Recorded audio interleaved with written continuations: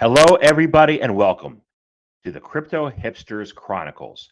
This is your host, Jamil Hassan, the Crypto Hipster, where from the period of time of March 2021 through June 2022, I interviewed 182 founders, executives, entrepreneurs, artists, and authors from over 50 different countries and built a global audience in 165 countries while posting and producing my podcast at the Irish Tech News platform. Since then, I realized there's a lot of incredible content in the interviews that I had, and my interviews were thought leadership podcast interviews that had amazing gems from all the guests that I was able to interview. And so I've chosen and decided to create the Crypto Hipsters Chronicles series, which is a series of the gems, the little tiny pieces from each of the interviews that I had in the areas of Bitcoin, Ethereum, metaverses, NFTs, regulatory issues in crypto globally, art, and you name it across the wide spectrum of different verticals in blockchain and crypto industry, and in fintech and mobility and sustainability as well. These are about 15 minutes long, each chronicle, and has three, four, or five different segments from different interviews. So I hope you enjoy them. I hope you have learned a lot. And if you'd like to um, listen to the full podcasts, they are available online at both the Irish Tech News and on Anchor. And in a future date will be available on the Crypto Hipsters station as well. So please enjoy and talk to you soon.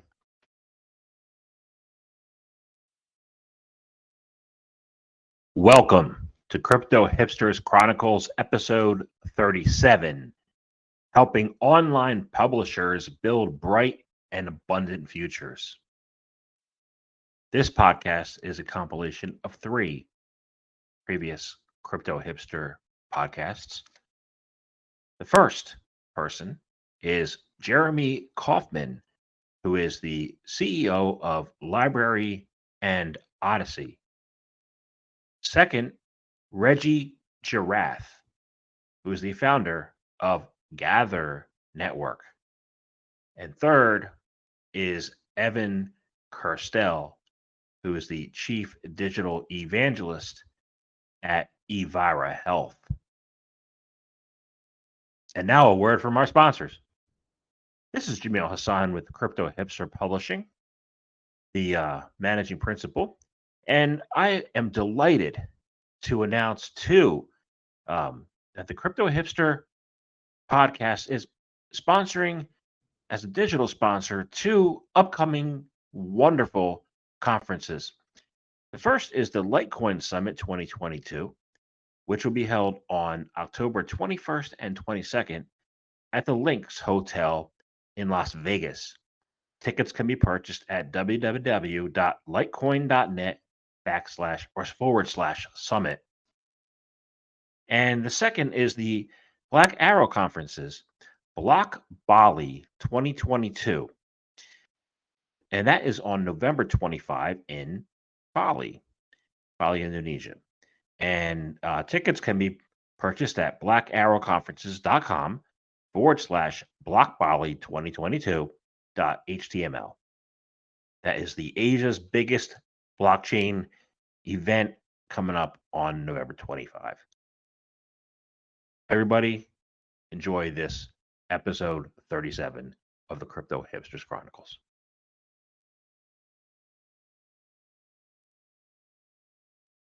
I see a lot of people. I'm connected to a lot of people on Twitter, and I see all the time people are complaining and that they got shut down by YouTube for no reason. They're not violent. They're just promoting or talking about their program, which is fine. Yeah, I mean, there's so many examples of this. I mean, in the last year, we've seen YouTube delete Senate testimony.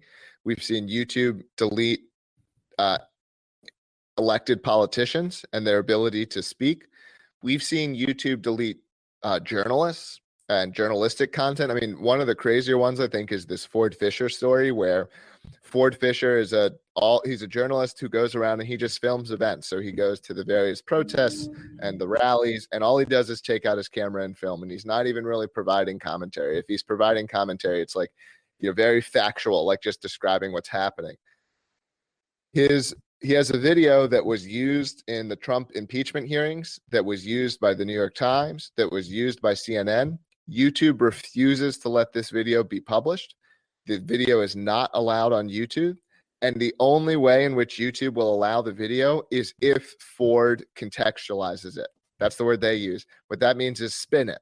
So simply providing footage of an event that was a major event in American history, that was a major political event, that was a major news event, YouTube has said live footage that is not commentated is not allowed. The only way this content can be allowed is if you tell people what to think about it.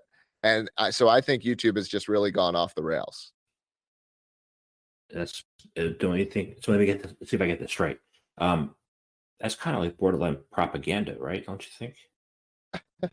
It's like, I mean, sometimes I feel like I'm in like a Pod People movie where it's like, how do more people not see this? Like, it's one of the most insane stances that I've ever seen a company take in like any context, to say that you can't provide live uncommented. And by the way, it's also not like there's not some, it's not footage where there's like people shouting racist things or people calling for violence or anything like this. It's like, it's just a portion of the events that went down at the Capitol on January 6th.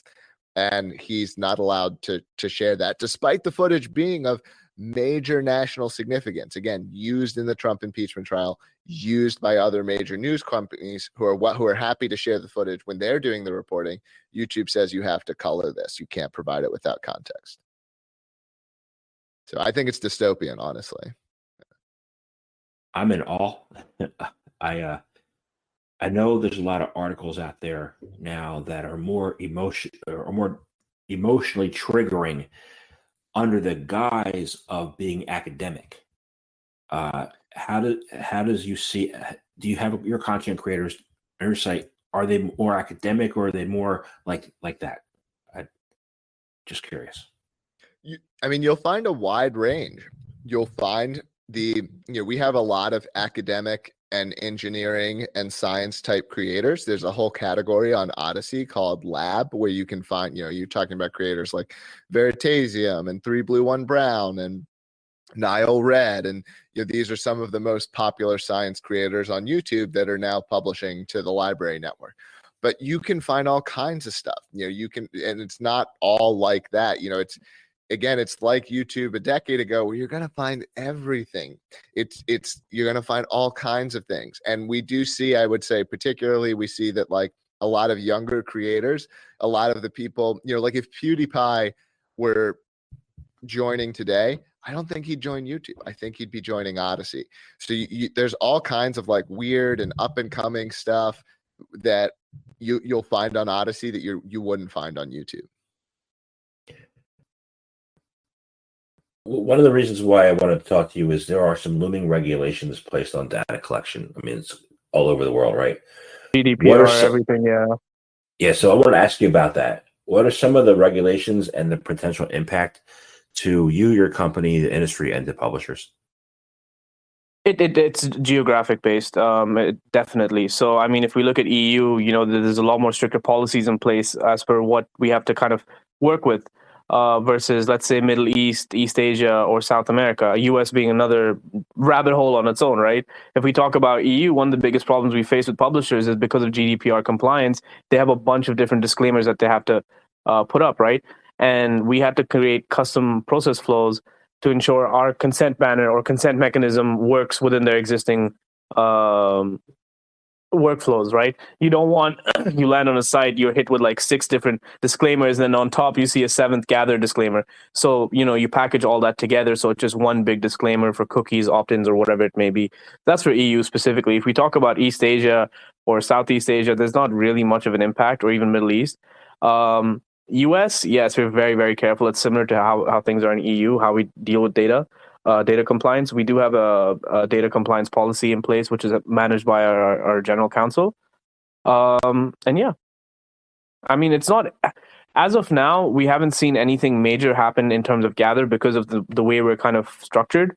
We're not a US company. We're not an EU company at the end of the day, right? We're issued out of BVI. We have operating companies in India, Dubai, and the foundation being set up in Panama, right? We're very careful to ensure that we maximize risk aversion here because of how things are going on globally, right? I mean, look at Binance, what's happening with them, for example. Right. My last interview was with somebody who talked about Binance, what's going on, and they're changing their policies and working on that. So I assume that people are shifting, and that these platforms will need to find, new ways to do the business model or to profit from advertising. What do you think will need to change? What do you think you'll need to do to maintain building your company up and others? I think it's just being right now. All of us within crypto, we operate in a gray area, right? There are few jurisdictions worldwide that are completely okay with cryptocurrency, and the ones that do exist, it may be good for that jurisdiction. For example, Zug in Switzerland, right? Just as an example, or certain places in the States. But then how do you deal with international clients? How do you deal with international customers? Because we're not just a decentralized DAO or something where there's no paperwork or company or something. We run this as a business. So anyone in similar positions, which is many other companies or projects, you're all in the gray area because you're working with cryptocurrency. How do you cash out the bank accounts? These are very real world problems that people in crypto don't really think about too much. And the way to deal with this is that you have to just stay on top of things. You have to be ahead of the game, always planning 2 steps ahead and just minimizing risk as much as possible and seeing try to predict where the next regulatory hurdle is going to come from and then mitigating it or planning to mitigate against it. So how have you been able to navigate that gray area so far? Multiple companies is one. How we structure our payments and our receivables, what we split in fiat and tokens. As what we basically do is we try not to really deal with the fiat world as much as possible, but even though at some point you need to do it,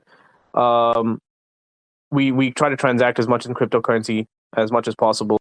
It just makes things a lot easier for cross-border payments, specifically for vendors, etc., or even when you have incomings. Again, when you have incomings in fiat and you want to translate into crypto, for example, you need to have real-time settlements, which is another headache on its own. And then in terms of risk mitigation, yes, having multiple companies, so a token issuance company out of BVI, an operating company that can receive revenue in Dubai, and then a cost center that does the development based in India, and then an on-demand dev center somewhere in Europe, for example, right? And the foundation being in a place which is in the US, most importantly, and is somewhat okay with crypto, i.e. Panama for us. What do the have-nots need to know, and not just in healthcare, but like, what do they need to know to get on to help improve them, their lives and know what they need to know? Well, good broadband, solid broadband is key for education, learning, development, and access to all this information. And while most Americans have access to broadband, I wouldn't say it's super high quality, broadband, with the latest devices and apps that would allow them the kind of access that I have with my Comcast gigabit Ethernet here in the suburbs. So, there's some foundational aspects to the digital divide, but also it's education. I mean, it's education and intervention at early stages. I think there needs to be more community awareness building, more community action and involvement and organizing around education in these topics. And, making ourselves healthier is kind of an individual opportunity and responsibility. And that starts with education and engagement at the super local level, and so that's been missing to some degree. I can see that. I agree. And that ties back to, I guess, social media, where you're an expert influencer. And I'd say social media is both like an open, vast ocean, and also, at times seems like an undersea trench. Most effectively, most don't know how to effectively navigate, it to build businesses, and I could be included in that. But you know how to do it. So how do you achieve business building for your clients, and what tips can you give people to navigate, the social media waters? I think a lot of it is around great content.